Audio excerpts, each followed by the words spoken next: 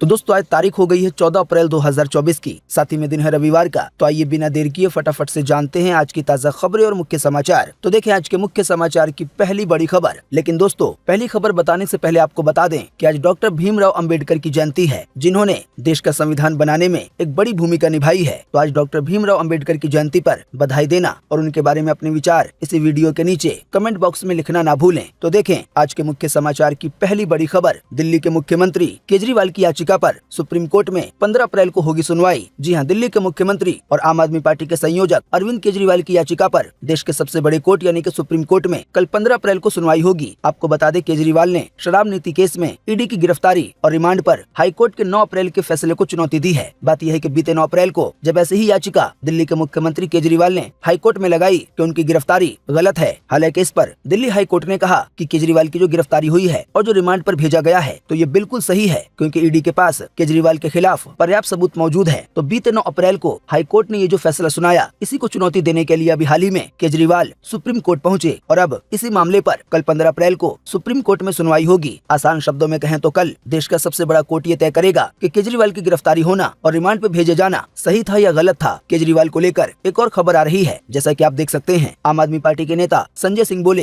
केजरीवाल से जेल में उनकी पत्नी फेस टू फेस नहीं मिल पाती हैं, कांच की खिड़की से होती है मुलाकात। भाजपा के दबाव में है तिहाड़ जेल का प्रशासन। दिल्ली के मुख्यमंत्री केजरीवाल के साथ अमानवीय व्यवहार होने का आरोप लगाया है। संजय सिंह आगे कहते हैं कि खूंखार अपराधियों की भी परिवार वालों से बैरक में मुलाकात होती है, लेकिन सुनीता को जेल प्रशासन ने कांच की खिड़की के जरिए मिलने की परमिशन दी है। देखिए अगली खबर कि ईरान ने फाइनली इजराइल पर कर दिया है हमला। जवाब देने के लिए बेंजामिन नेतन्याहू ने वॉर कैबिनेट की बैठक बुलाई। जी हाँ, शायद आपको पता होगा कैसी आशंकाएं जताई जा रही थी कि ईरान जल्दी इजराइल पे हमला कर सकता है, और फाइनली अभी हाल ही में ईरान ने बीते रोज इजराइल पर ड्रोन से हमला कर दिया है। वहीं बताया जा रहा है इजरायली सेना ईरान की हिमाकत का जवाब देने को तैयार है। अमेरिका और ब्रिटेन जैसे देश भी पश्चिम एशिया के घटनाओं पर लगातार नजर बनाए हुए हैं। इजरायली रक्षा बलों यानी कि आईडीएफ ने कहा है कि ईरान की उग्र कार्रवाई का माकूल जवाब देने के लिए सेना मुस्तैद है। इसी बीच ईरान को लेकर एक और बड़ी खबर आ रही है, जैसा कि आप देख सकते हैं अपनी स्क्रीन पर। ईरान इजराइल तनाव के बीच ईरानी सेना ने कब्जे में लिया भारत आ रहा इजरायली अरबपति का जहाज। इस पर 17 भारतीय मौजूद हैं। जी हाँ, जैसा कि अभी हमने आपको बताया ईरान और इजराइल में तनाव बढ़ता जा रहा है। अब इसी बीच ओमान की खाड़ी से भारत आ रहे कार्गो शिप पर ईरान की सेना ने कब्जा कर लिया है। न्यूज एजेंसी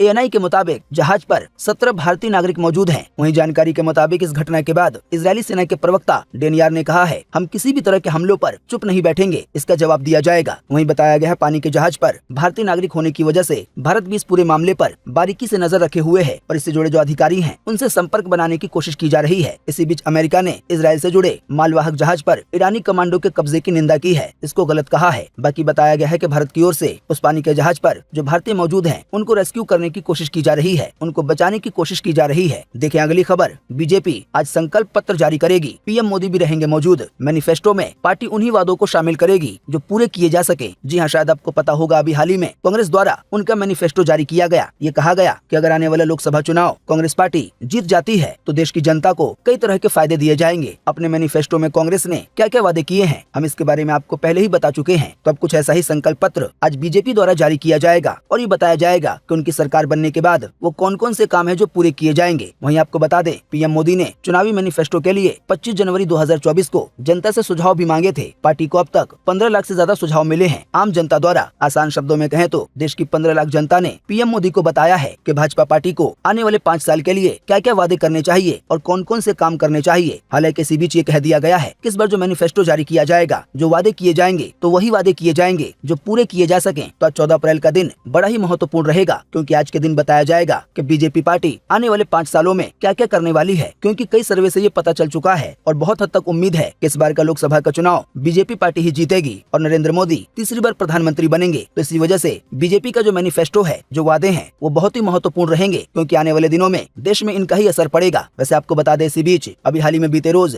लालू यादव की पार्टी ने भी अपना मैनिफेस्टो जारी किया और कई तरह के वादे किए। देखिए अपनी स्क्रीन पर राजद के घोषणा पत्र में 1 करोड़ नौकरी का वादा किया गया। गरीब महिलाओं को सालाना 1 लाख रुपए मिलेंगे, साथ ही में 200 यूनिट बिजली भी फ्री मिलेगी। वहीं घरेलू गैस सिलेंडर केवल 500 रुपए में मिलेगा। इसके अलावा किसानों से 10 फसलों पर एमएसपी का वादा किया गया है। इसके अलावा भी कई और वादे किए गए हैं। देखिए अगली खबर कि नो कर्फ्यू नो दंगा, यूपी में है सब चंगा। जनता को संबोधित करते हुए सीएम योगी ने कहा कि चाहे रामलला की भूमि हो या किसी गरीब की या किसी व्यापारी की या किसी आम नागरिक की, अगर कोई माफिया उस पर कब्जा करेगा तो उसे उसे लेने के देने पड़ेंगे उस पर कड़ी कार्रवाई की जाएगी, उससे ब्याज समेत सभी तरह की वसूली की जाएगी। साथ ही में अपने संबोधन में सीएम योगी ने आगे कहा कि पिछली सरकारें कर्फ्यू लगाती थीं, दंगा पॉलिसी के लिए कुख्यात थीं। हालांकि वहीं दूसरी तरफ यूपी में पिछले 7 वर्षों में कोई दंगा नहीं हुआ है। देखें अगली खबर। बीजेपी और कांग्रेस कार्यकर्ताओं में चली कुर्सियां। जबलपुर में टीवी डिबेट में जमकर चले लात घूंसे। जी हां, एमपी के जबलपुर में अभी हाल ही में बीते शनिवार रात भाजपा और कांग्रेस के कार्यकर्ता आपस में भिड़ गए। दरअसल एक टीवी डिबेट शो चल रहा था। इस दौरान बहस में बात इतनी बढ़ गई कि देखते ही देखते बहस ने मारपीट का रूप ले लिया। देखिए अगली खबर। दिल्ली में बिजली पानी पर सब्सिडी जारी रहेगी। दिल्ली के एलजी बोले ये योजनाएं किसी पार्टी की नहीं है। जी हां, दिल्ली के उपराज्यपाल यानी कि डिप्टी गवर्नर वीके सक्सेना ने अभी हाल ही में बीते शनिवार को कहा है कि दिल्ली में बिजली पानी और बस किराए पर सब्सिडी जारी रहेगी। जो छूट दिल्ली की जनता को मिल रही है वो आगे भी मिलती रहेंगी, क्योंकि ये योजनाएं किसी पार्टी की नहीं है। एलजी ने कहा कि अफवाहें फैलाई जा रही है कि केंद्र सरकार और उपराज्यपाल सब्सिडी योजनाएं बंद कर देंगे, क्योंकि दिल्ली के सीएम जेल में बंद है। हालांकि एलजी साहब के इस बयान पर दिल्ली सरकार में मंत्री सौरभ भारद्वाज ने कहा है कि जो लोग कहते थे कि वो केजरीवाल सरकार को जेल से नहीं चलने देंगे, उन्होंने हार मान ली है कि वो जेल से ही चलेगी और उनका काम जारी रहेगा। यही अरविंद केजरीवाल की ताकत है। देखें अगली खबर। यूपी में फ्री राशन बंटना हो गया है शुरू। आइए बताएं किस तारीख तक फ्री में बंटता रहेगा राशन। जी हाँ, उत्तर प्रदेश के जिलों में अप्रैल महीने के लिए फ्री राशन का वितरण की डेट आ गई है। 13 अप्रैल से 29 अप्रैल तक यूपी के सभी जिलों में फ्री में राशन बांटा जाएगा। वहीं बताया गया इस दौरान जाँच पड़ताल करने वाले अधिकारी घूमते रहेंगे। अगर कोई गड़बड़ी पाई गई तो जो कोटेदार है, जो राशन बांटने वाला है, उसके खिलाफ कड़ी कार्रवाई की जाएगी। अगली खबर। ईद में मेरठ की सड़क पर अदा की गई थी नमाज। अब पुलिस ने लिया है बड़ा एक्शन। 200 लोगों के खिलाफ मामला दर्ज किया गया है। बताया गया है जिस सड़क को लेकर नमाज पढ़ने की परमिशन नहीं थी, वहां पर भी नमाज अदा की गई। इसी वजह से 200 तक लोगों के खिलाफ मामला दर्ज किया गया है। हालांकि ये सभी लोग अज्ञात हैं, इनकी पहचान नहीं है। देखिए अगली खबर। देश के विदेश मंत्री जयशंकर बोले आतंकवादी नियमों से नहीं चलते हैं, उन्हें जवाब भी वैसे ही देना जरूरी है। साथ ही देश के विदेश मंत्री आगे कहते हैं कि बॉर्डर पे होने वाली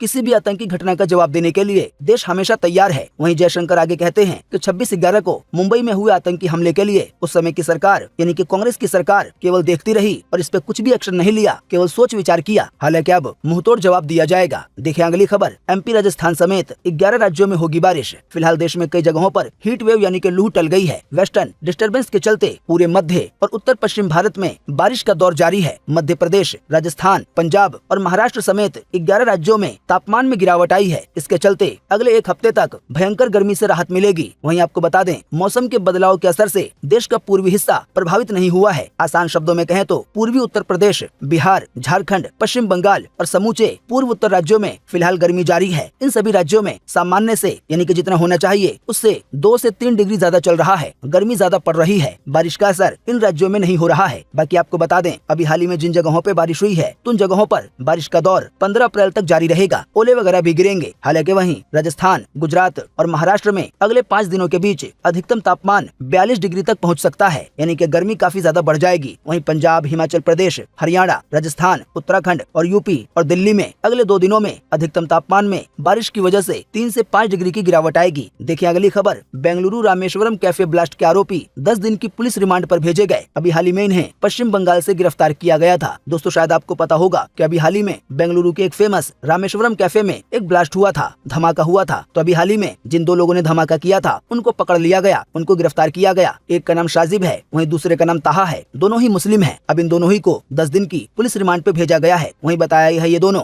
ISIS के मॉड्यूल से भी जुड़े हुए हैं। देखिए अगली खबर। प्रियंका गांधी बोली हमारे परिवार ने देश के लिए खून दिया है। अभी हाल ही में उत्तराखंड में कहा ये हमारी देशभक्ति को समझ नहीं सकते। जी हाँ, प्रियंका गांधी ने अभी हाल ही में बीते शनिवार को उत्तराखंड के रामनगर में जनसभा को संबोधित किया। वहीं इसी बीच प्रियंका गांधी की ओर से ये भी जानकारी आई है कि अगर आने वाले दिनों में उनकी पार्टी की सरकार आती है तो जो अग्निवीर योजना है उसको खत्म कर दिया जाएगा, यानी कि देश की सेना में जो 4 साल की नौकरी लगती है इस योजना को खत्म कर दिया जाएगा। देखिए अगली खबर। LPG ग्राहकों के लिए अच्छी खबर। 12 सिलेंडर पर 300 रुपए की सब्सिडी मिलेगी। जी हाँ, चालू वित्तीय वर्ष यानी अप्रैल 2024 से मार्च 2025 तक करोड़ों लोगों को LPG सिलेंडर पर सब्सिडी मिलेगी। ये सब्सिडी 300 रुपए की होगी। हालांकि ये ध्यान रखना होगा कि ये सब्सिडी केवल 12 सिलेंडर पर मिलेगी। अगर सिलेंडर का आंकड़ा 12 को पार कर जाता है तो फिर सब्सिडी नहीं मिलेगी। बाकी शायद आप जानते होंगे, लेकिन आपको बता देते हैं कि इस योजना का फायदा उठाने के लिए, सब्सिडी का फायदा उठाने के लिए उज्ज्वला योजना से जुड़े होना अनिवार्य है। देखिए अगली खबर। आंध्र प्रदेश के मुख्यमंत्री जगन रेड्डी पर विजयवाड़ा में हुआ हमला, माथे पे चोट लगी है। रोड शो के दौरान दौरान एक व्यक्ति ने फूलों के साथ पत्थर फेंके। जी हाँ, आंध्र प्रदेश के मुख्यमंत्री जगन मोहन रेड्डी पर चुनाव प्रचार के दौरान अभी हाल ही में बीते शनिवार रात को पत्थर से हमला हुआ। एक व्यक्ति ने फूलों के साथ पत्थर भी दे मारा। देखिए अगली खबर। सुप्रीम कोर्ट के चीफ बोले कि हम रोज देखते हैं कि जिनके पास संसाधन है वो न्याय का, इंसाफ का दुरुपयोग कर रहे हैं। एक जज होने के नाते यह हमारा सबसे बड़ा चैलेंज है। साथ ही वो आगे कहते हैं कि मुझे लगता है कि आर्टिफिशियल इंटेलिजेंस यानी कि AI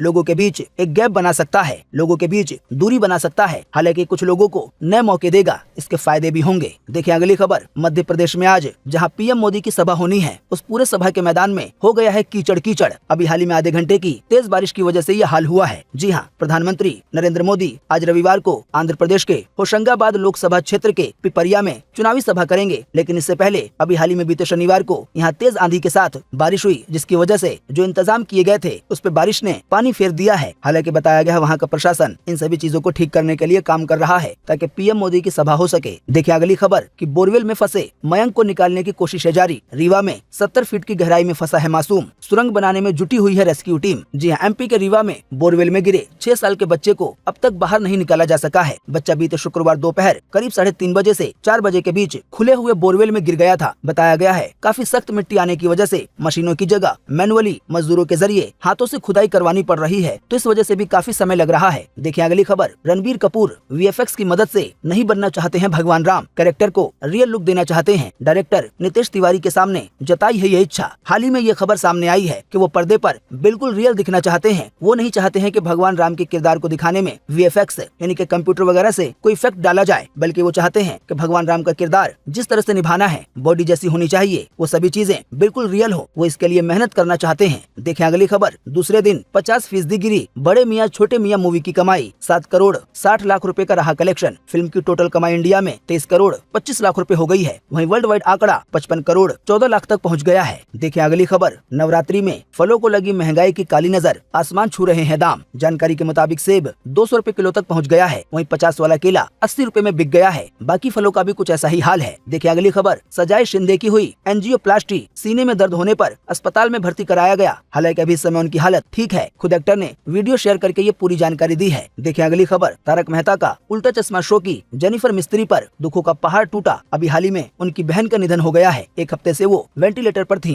एक्ट्रेस ने अभी हाल ही में कहा कि बहन के निधन की वजह से वो पूरी तरह से टूट चुकी हैं। देखिए अगली खबर। रूस ने सीक्रेट बैलिस्टिक मिसाइल की टेस्टिंग की। ये परमाणु हमला करने में सक्षम है। पहली हाइपरसोनिक मिसाइल भी तैनात की। देखिए अगली खबर। IPL में राजस्थान ने पंजाब को 3 विकेट से हराया। जी हाँ, बीते रोज के IPL के मैच में राजस्थान ने पंजाब की टीम को 3 विकेट से हराया। बाकी आपको बता दें आज IPL के 2 मैच होंगे। पहला मैच कोलकाता नाइट राइडर्स और लखनऊ सुपर जायंट्स के बीच खेला जाएगा। वहीं दूसरा मैच मुंबई इंडियंस और चेन्नई सुपर किंग के बीच खेला जाएगा। पहले मैच की शुरुआत दोपहर के 3:30 बजे होगी। वहीं दूसरे मैच की शुरुआत शाम के 7:30 बजे होगी। देखिए अगली खबर। रेलवे में 1113 अप्रेंटिस के पदों पर निकली है भर्ती। 10वीं पास वाले कर सकते हैं अप्लाई। हालांकि आपको बता दें ये भर्ती दक्षिण पूर्व मध्य रेलवे की ओर से जारी की गई है। बाकी अधिक जानकारी के लिए आपको या ऑनलाइन आवेदन करने के लिए आपको apprenticeshipindia.go.in पे जाना होगा। तो दोस्तों उम्मीद करते हैं कि आज की इस वीडियो से आपको काफी कुछ जानकारी मिली होगी। हम बस इसके बदले में आपसे इतना ही चाहते हैं कि आप इस वीडियो को लाइक कर दें और शेयर कर दें, क्योंकि आपका लाइक और शेयर करना ही होता है हमारी मेहनत का फल। वीडियो देखने के लिए आपका बहुत बहुत धन्यवाद। Thanks for watching.